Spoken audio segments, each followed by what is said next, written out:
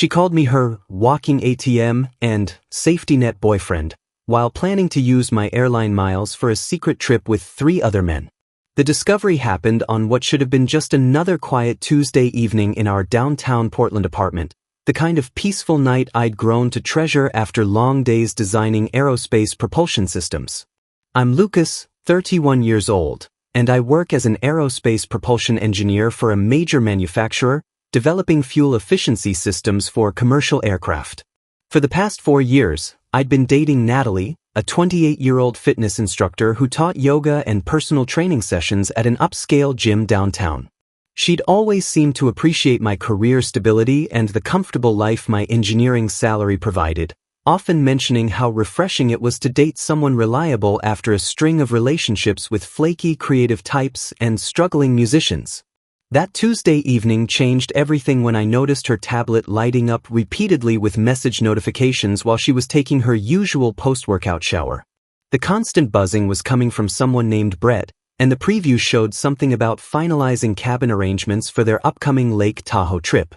I felt immediately confused because Natalie had spent the past month telling me she was planning a girls' weekend retreat with her college friends Sarah and Kelly, describing it as a chance to reconnect and decompress from work stress. My methodical engineering mind started processing the obvious disconnect between her story and what I was seeing on the screen. When I moved to place the tablet on the charger, the screen fully opened to reveal a group message thread titled, Tahoe Takeover, with weeks of detailed planning that made my blood run cold. The chat participants weren't just her female friends, there were 6 people total, including 3 men I'd never heard her mention, Brett, who appeared to be some kind of personal trainer from another gym, Marcus, and someone called DJ Mike. As I scrolled through the conversation history, I discovered Brett was not only organizing the trip but had specifically reserved a 2-bedroom cabin where he expected Natalie to stay in his room. The casual way they discussed sleeping arrangements and weekend activities made it clear this wasn't some innocent group outing.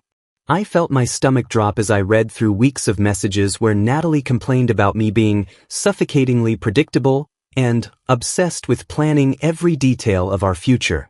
She joked with the group about needing a break from playing house with Mr. Reliable and described our relationship dynamic in ways that made me feel like a stranger reading about someone else's life. The most devastating discovery was seeing how she'd volunteered to book everyone's flights using my accumulated airline miles. Miles I'd been carefully saving through work travel for a vacation we'd discussed taking together to celebrate our 4-year anniversary. She'd told the group that her personal bank account boyfriend wouldn't even notice the miles being used, and that I was so predictable I'd probably just assume she'd gotten a good deal somewhere. Reading her describe our relationship as her safety net while she figured out what she really wanted in life felt like discovering that everything I'd believed about us was built on a foundation of lies. I sat there in our shared living room, surrounded by furniture we'd picked out together and photos from trips we'd taken, realizing I was looking at evidence that the woman I loved viewed me as nothing more than financial security and emotional convenience.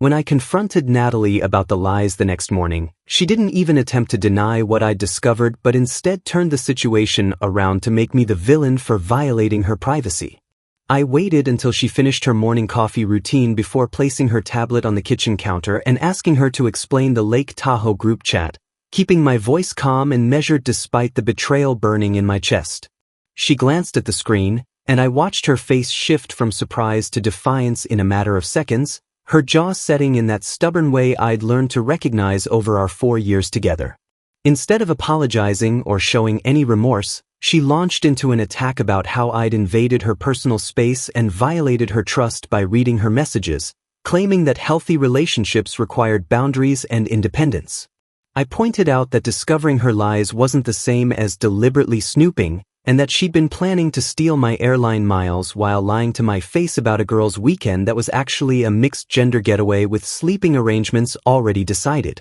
She rolled her eyes and told me I was being dramatic, that it wasn't stealing because we'd been together long enough that my resources were essentially shared resources, and that I was proving her point about being controlling by making such a big deal about her having male friends. The conversation escalated when I asked her directly whether she planned to share Brett's room as the group chat suggested, and she responded by giving me an ultimatum that revealed exactly where I stood in her priorities. She told me I had two simple choices: either accept that she was going on this trip with her friends, regardless of their gender, or we could end our relationship right there if I couldn't handle dating someone who refused to be controlled. The casual way she presented this ultimatum, as if 4 years of building a life together could be discarded over a weekend trip with other men, showed me how little our relationship actually meant to her. She grabbed her gym bag and headed toward the door, pausing only to deliver one final insult about how if I couldn't trust her to have male friends without assuming the worst,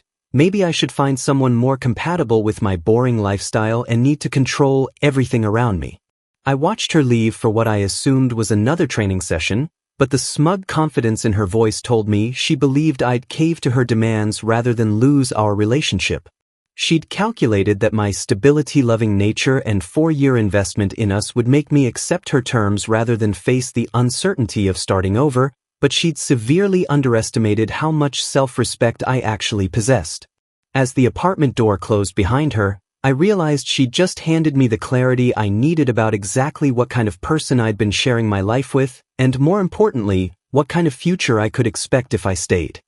After 2 hours of processing Natalie's ultimatum and the complete disrespect she'd shown for our relationship, I made the decision to contact her father Samuel, a 63-year-old retired Marine who'd transitioned into running his own construction company after his military service. Samuel had always treated me with the respect he'd give to another veteran, despite my lack of military background, and over 4 years he'd become something of a father figure since my own dad had passed away when I was in college. More importantly, Samuel was our landlord, having purchased the downtown Portland loft as an investment property and offering it to us at well below market rate as a way to help his daughter get established in her fitness career. I called him from my office during lunch break, and when he answered with his usual gruff warmth, I found myself explaining the entire situation with the methodical precision I'd normally reserve for technical reports. I told him about discovering the group chat, about Natalie's plans to use my airline miles for a trip with other men, and about her ultimatum that morning that revealed how little our 4-year relationship meant to her. Samuel listened without interruption, but I could hear his breathing change as I read him some of the messages where Natalie had mocked both him and me, calling him old-fashioned and clueless about modern relationships, and describing me as her personal bank account, who was too predictable to ever leave her. The silence that followed felt heavy, and when Samuel finally spoke, his voice carried the controlled anger I imagined he'd used when disciplining Marines under his command. He told me that his daughter had clearly forgotten the values about respect, honesty, and commitment that he'd tried to instill in her, and that her behavior was a disgrace to the family name he'd spent decades building through military service and honest business practices. The conversation took an unexpected turn when Samuel revealed that Natalie had been lying to her mother about the trip details as well, telling her parents it was a wellness retreat when she'd actually been bragging to her group chat about escaping her boring domestic life for a weekend. Samuel's military composure cracked completely when he learned that Natalie had been using his veterans' discount benefits to purchase expensive workout equipment and supplements, claiming the purchases were for her business when she'd actually been reselling items for personal profit. He told me with genuine pain in his voice that he'd raised his daughter to understand that integrity wasn't negotiable and that taking advantage of someone's generosity was the behavior of someone with no honor. As our conversation continued, I realized that Samuel was as disgusted with his daughter's actions as I was, and when he suggested we work together to teach Natalie about consequences, I found myself agreeing to an alliance I'd never expected to form. His final words before hanging up stayed with me for hours, that his daughter needed to learn that actions have permanent consequences, and that real men don't tolerate being treated like disposable resources by people who should know better. While Natalie was at her Thursday evening yoga class, Samuel and I executed what he called a strategic withdrawal operation, working with the precision and efficiency that his military background had taught him was essential for any successful mission. I'd texted Samuel when she left for the gym, and he arrived within 20 minutes driving his construction company truck, bringing along moving boxes, packing tape, and the systematic approach to logistics that had served him well during his Marine Corps deployment overseas. We started in the bedroom, where Samuel's expression grew grimmer as he surveyed the expensive wardrobe that my engineering salary had largely funded over the past 4 years, including designer workout clothes, shoes, and accessories that probably cost more than most people's monthly rent. I felt a strange mixture of sadness and relief as we carefully folded and packed clothing I'd watched her choose during countless shopping trips, remembering how she'd always insisted that investing in quality pieces was important for her image as a fitness professional. Samuel insisted that expensive jewelry and electronics I'd purchased as gifts should remain with me, pointing out with military logic that gifts given in good faith during a relationship built on lies didn't need to be returned to someone who'd betrayed that trust. We discovered items I'd completely forgotten about: the tablet where I'd found her messages, a laptop I'd bought for her supposed fitness business that she'd barely used, and expensive supplements and equipment she'd purchased using his veteran discounts under false pretenses. The methodical process of packing 4 years of shared life into boxes felt surreal, like dismantling evidence of something that had never been as real as I'd believed, while Samuel provided running commentary about how his daughter had been raised better than to treat people with such casual disrespect. We moved through the apartment room by room, with Samuel taking photos to document everything we packed and creating an inventory list with the thoroughness of someone accustomed to military accountability standards. The living room revealed more evidence of the lifestyle my salary had supported: expensive candles, decorative items, and fitness equipment that had transformed our shared space into something that primarily reflected her preferences rather than any meaningful compromise between two partners. As we worked, Samuel shared stories about his daughter's childhood and the values he tried to instill, expressing genuine bewilderment about how someone he'd raised to understand integrity and respect could treat a committed relationship like a financial opportunity rather than an emotional partnership. The final step was drafting a simple note that we placed on the kitchen counter where she'd see it immediately upon returning from yoga class. You offered 2 choices. I selected option 3. Your father has your belongings. Samuel suggested the wording, explaining that clear communication without emotional drama was the most effective way to deliver important information, and that his daughter needed to understand that her actions had triggered consequences she hadn't anticipated when she'd confidently delivered her ultimatum that morning. As we loaded the last boxes into his truck, I realized that this systematic approach to ending things felt far more dignified than the emotional chaos Natalie had probably expected, and that working alongside someone who understood both commitment and consequences had given me exactly the support I'd needed to respond with strength rather than desperation. Despite discovering that her life had been systematically dismantled while she was at yoga class, Natalie proceeded with her Lake Tahoe trip the following weekend, apparently convinced that I'd eventually cave to her demands and welcome her back once she'd proven her independence by enjoying herself with other men. I learned about the spectacular disaster that followed through a mutual friend who worked at the gym with her, someone who received increasingly frantic text updates as Natalie's fantasy weekend transformed into a humiliating nightmare that cost her both money and dignity. The first catastrophe struck at Portland International Airport when she discovered that I'd canceled my airline miles account entirely, forcing her to purchase a last-minute ticket to Sacramento that cost nearly $800 on her already maxed-out credit card. She'd been so confident that I'd remain her financial safety net that she hadn't bothered to secure backup funding, leaving her scrambling to cover expenses she'd assumed would be handled through my accumulated travel benefits. Brett, the personal trainer she'd been flirting with through weeks of group chat messages, turned out to be everything I'd suspected: a shallow opportunist who'd invited her primarily because she'd volunteered to help cover cabin costs and bring what he assumed would be financial contributions from her well-paid boyfriend. When Natalie arrived at the rented lakeside cabin with only her portion of the expenses and no additional funding from me, Brett's interest in her diminished considerably, especially after he spotted an attractive resort employee who seemed more impressed by his muscles than frustrated by his lack of substance. The sleeping arrangements that had seemed so exciting in their group chat messages became a source of immediate humiliation when Brett announced that since everyone was splitting costs equally rather than having sponsors, people would need to find their own accommodations if they wanted privacy. Natalie ended up sleeping on the cabin's uncomfortable couch in the common area while Brett entertained his new resort acquaintance in the room she'd helped pay for, listening to sounds that made it clear exactly how replaceable she'd been in his vacation plans. Her friends Sarah and Kelly, who'd seemed so supportive in the group chat, were too busy with their own romantic dramas to offer much emotional support, leaving Natalie to navigate the social dynamics of a group where she'd lost her primary appeal once it became clear she wasn't bringing additional funding to enhance everyone's experience.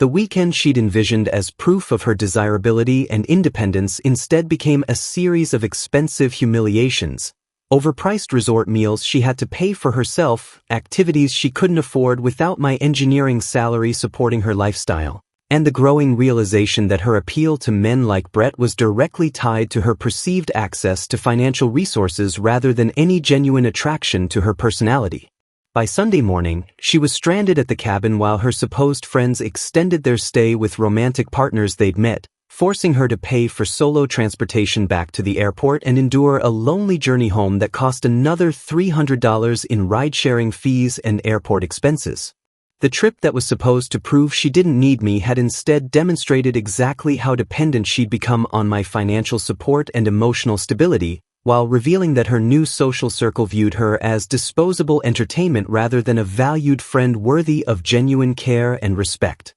2 months passed before Natalie made her desperate attempt to reconcile, months during which I'd thrown myself into work projects and started dating Isabella, a brilliant marine biologist who'd recently relocated to Portland for a research position studying Pacific Northwest coastal ecosystems.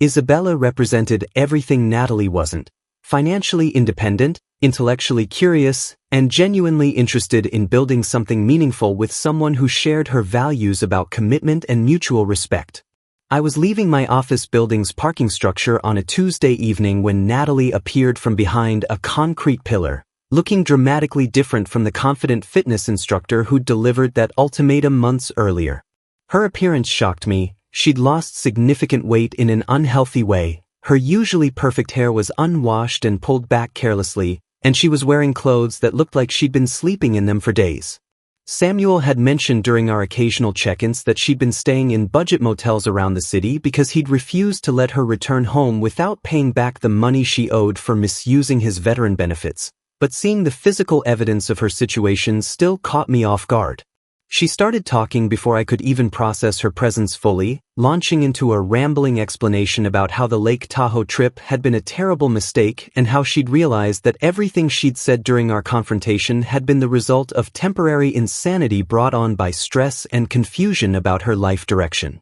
I listened with the same detached interest I'd give to a former colleague updating me about their career changes, noting how her desperation had stripped away the entitled confidence that had once defined her personality in favor of something that looked like genuine panic about her future prospects. She begged me to understand that her comments about me being her financial safety net had been taken out of context, claiming that she'd only been venting frustrations to friends who didn't understand our relationship dynamics, and that her real feelings had been distorted by the group chat format where people often said things they didn't truly mean. When I calmly explained that her words had revealed her authentic feelings about our relationship and that there was no foundation left for rebuilding anything meaningful between us, her desperation transformed into the kind of rage that emerges when manipulative tactics fail completely. She accused me of being vindictive and cruel for refusing to forgive someone who'd made an honest mistake, claiming that real love involved working through problems instead of abandoning people during their lowest moments, apparently forgetting that she'd been the one who'd delivered an ultimatum and walked away confidently expecting me to chase after her. The conversation reached its peak when she spotted Isabella's name on my phone screen as a dinner confirmation text came through, and the realization that I'd genuinely moved on with someone else triggered a final explosion of entitled fury where she called me pathetically boring and claimed that Brett had been right about me being too weak to handle a woman who knew her own worth. As I drove away, leaving her standing alone in the parking structure, I felt nothing but relief that I'd chosen option 3 instead of accepting either of her original ultimatums, and genuine gratitude that her betrayal had freed me to find someone who actually wanted to build a life with me rather than simply benefit from the one I'd already created. As I drove away from that final confrontation, I found myself responding to Natalie's insults with complete honesty about who I'd become since choosing option 3 instead of accepting her manipulative ultimatum months earlier.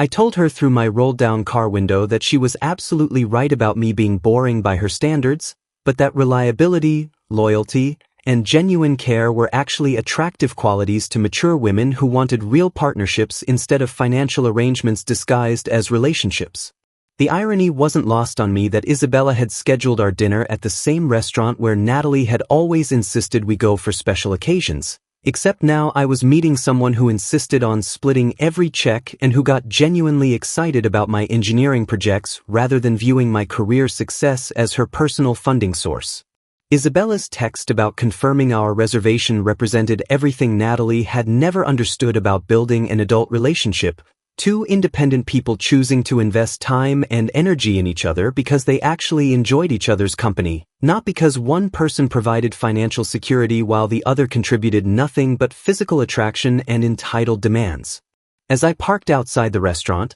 I reflected on how completely my life had transformed since that Tuesday evening when I discovered her tablet messages and realized that the woman I'd planned to marry had been mocking me behind my back while using my resources to fund adventures with other men. The promotion I'd received at work had come directly from my increased focus and productivity after removing the constant drain of Natalie's financial demands and emotional manipulation from my daily life, allowing me to channel my engineering skills into projects that actually mattered instead of constantly calculating how to afford her next expensive whim. Isabella greeted me at our table with genuine enthusiasm about a breakthrough in her research, and I found myself remembering what it felt like to date someone who had her own passions, her own goals, and her own bank account to fund her lifestyle choices. During dinner, Isabella mentioned that she'd been saving money to attend a marine biology conference in Vancouver, and when I offered to join her for a weekend exploring the city together, she immediately suggested we split all the travel costs because that's what equal partners do in healthy relationships.